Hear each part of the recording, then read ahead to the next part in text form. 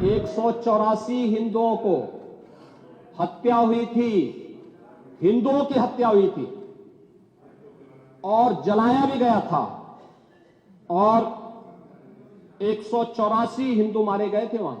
1947 से लेकर के अब तक 209 हिंदुओं की निर्मम हत्या वहां हुई है। संभल के अंदर 209 हिंदुओं की जो आज भड़ियाली आंसू बहा रहे हैं। ये लोग कभी भी उन निर्दोष हिंदुओं के बारे में कभी दो शब्द नहीं कहे। उनके हाथ काटे जाते हैं, फिर उनके पैर काटे जाते हैं और फिर उनका गला रेंध करके हत्या होती है।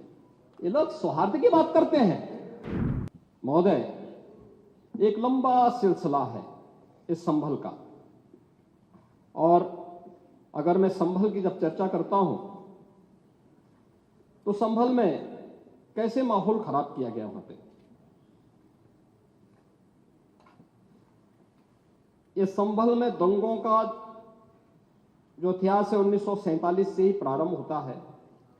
1947 में एक मौत होती है, 1948 में 6 लोग मारे जाते हैं, 1958 में भी दंगा होता है, 1962 में भी दंगा होता है, 1976 में भी 5 लोगों की मौत वहां पर हुई थी और 1978 में 184 हिंदुओं को सामूहिक रूप से जला दिया गया था। 184 हिंदुओं को हत्या हुई थी, हिंदुओं की हत्या हुई थी और जलाया भी गया था और 184 हिंदू मारे गए थे वहां। 184। मैं वही तो कह रहा हूं ना, आप उस सच को स्वीकार नहीं करेंगे, आप उस सच्चाई को स्वीकार नहीं करेंगे और लगातार कई महीनों तक वहां कर्फ्यू था। 1980 में फिर दंगा हुआ था, एक मृत्यु हुई। 1982 में फिर दंगा हुआ, एक मृत्यु हुई। 1986 में 4 लोग मारे गए और 1990 फिर 1992 में 5 मौतें हुई, 1996 में 2 मौतें हुई। ये लगातार इस सिलसिला चलता रहा। 1947 से लेकर के अब तक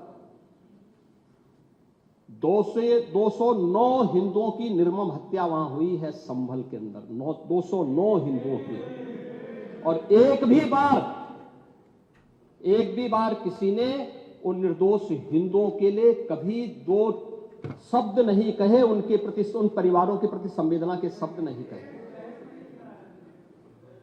महोदय, जो आज भड़ियाली आंसू बहा रहे हैं,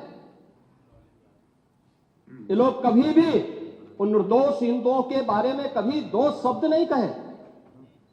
वहां पर 1978 में जो दंगा हुआ था, महोदय, किस प्रकार की स्थिति थी। एक वैश्य जिसने सबको उधार दे रखा था पैसा, और उस बात को मानता था कि साहब मैं तो सबको पैसा देता हूं, मेरे यहां तो सब व्यवसाय के साथ जुड़े हुए हैं।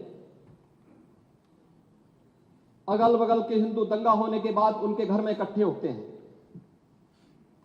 इकट्ठा होने के बाद उनको घेर लिया जाता है।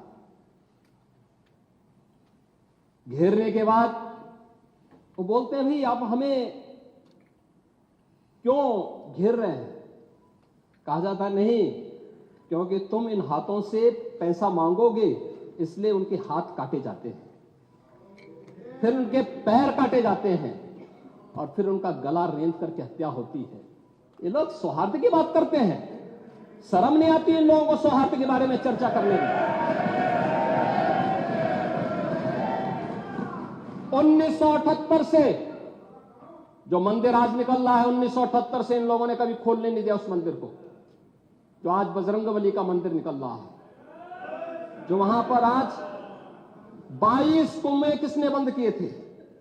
इन 22 कुओं को भी वहां पे बंद किया गया और वहां का माहौल इतना तनावपूर्ण किसने बनाया था? ये पत्थरबाज कौन थे?